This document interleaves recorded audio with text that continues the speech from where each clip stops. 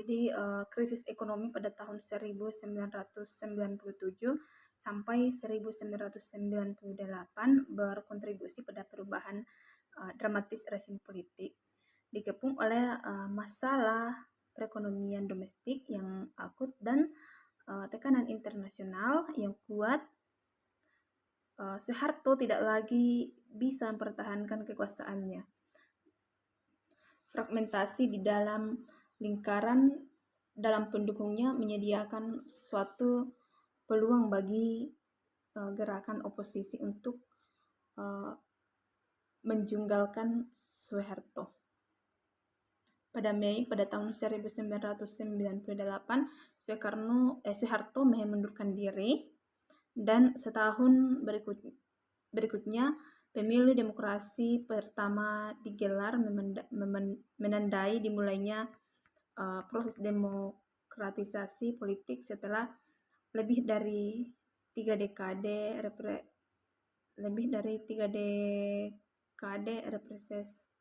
represi rezim otoriter. Selanjutnya kita membahas bagian 4 atau bab 4, yaitu memutus hubungan akumulasi pertanian dan industri domestik.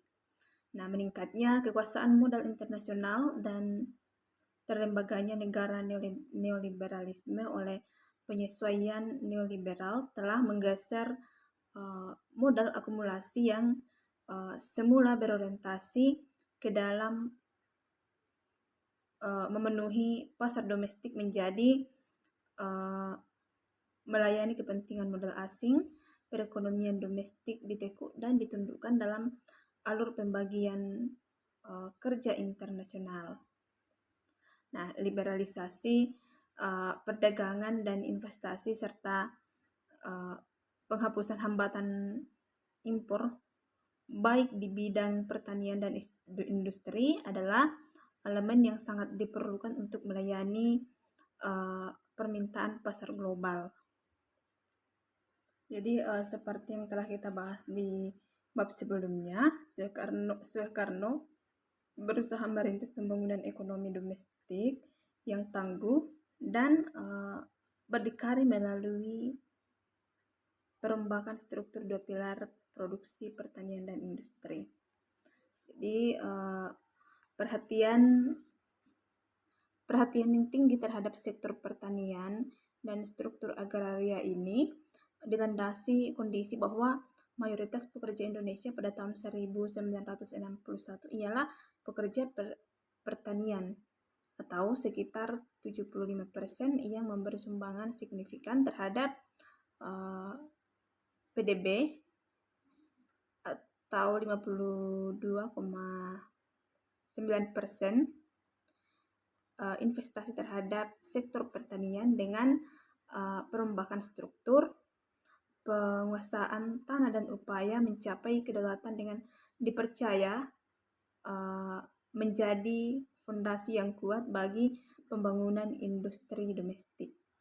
Kemudian seperti yang telah dibahas di bab sebelumnya juga, bahwa Soeharto mengambil cara akumulasi yang sama sekali berbeda. Ia menyambut bantuan asing dan mengundang investasi asing terutama dari negeri-negeri kapitalis untuk meningkatkan pertumbuhan ekonomi Indonesia pada awal tahun 1970-an dengan dukungan Amerika Serikat dan Bank Dunia. Soeharto memulai revolusi hijau untuk mengenjot produktivitas pertanian, mengabaikan program reformasi agraria era Soekarno. Dari utang luar negeri, Soeharto mengalokasikan 30%. Soeharto memulai revolusi hijau untuk mengenjot produktivitas pertanian, mengabaikan program reformasi agraria era Soekarno. Nah, dari utang luar negeri, Soekarno mengalokasikan 30% anggaran pemerintah pusat untuk membangun irigasi dan infrastruktur yang dibutuhkan guna untuk mengembangkan sektor pertanian. Nah, sejak tahun 1970-an dan seterusnya sebagai bagian dari rencana pembangunan 5 tahun atau REPLITA yang dihancurkan pada tahun 1969, pemerintah Soekarno mulai memperkenalkan teknik-teknik dan alat-alat modern pertanian untuk kaum tani.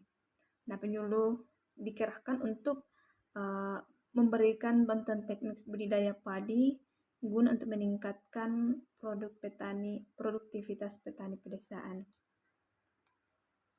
Kebutuhan untuk menyerap kelebihan tenaga kerja dari sektor pertanian mendorong pemerintah Soeharto melakukan pengembangan industri secara bersamaan dengan digencarkannya revolusi hijau. Nah, ide pembangunan industri ini sebagaimana punya akar sejarahnya pada kebijakan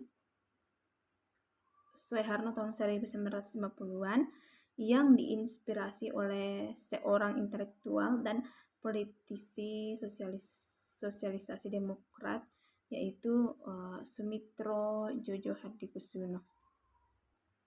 Pada saat yang sama, surplus dari industrialisasi yang dituntun oleh booming minyak juga tidak dialokasikan untuk memperluas pembangunan pertanian lebih lanjut.